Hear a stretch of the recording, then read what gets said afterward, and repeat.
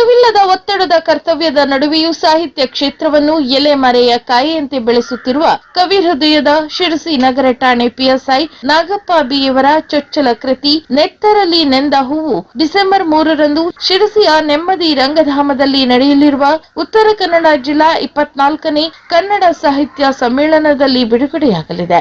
ಶಿರಸಿಯಲ್ಲಿ ಕರ್ತವ್ಯ ನಿಷ್ಠೆ ಮೆರೆಯುತ್ತಿರುವ ಪಿಎಸ್ಐ ನಾಗಪ್ಪ ಇವರು ಕೊರೋನಾ ಸಂದರ್ಭದಲ್ಲಿ ಸಾರ್ವಜನಿಕರಿಗೆ ನೀಡಿದ ಸೇವೆ ಇಂದಿಗೂ ಶಿರಸಿಗರ ಮನದಲ್ಲಿ ಅಚ್ಚಳಿಯದೆ ಉಳಿದಿರುವುದು ಅವರ ಕರ್ತವ್ಯ ನಿಷ್ಠೆಗೆ ಸಾಕ್ಷಿಯಾಗಿದೆ ಎಂದೇ ಹೇಳಬಹುದು.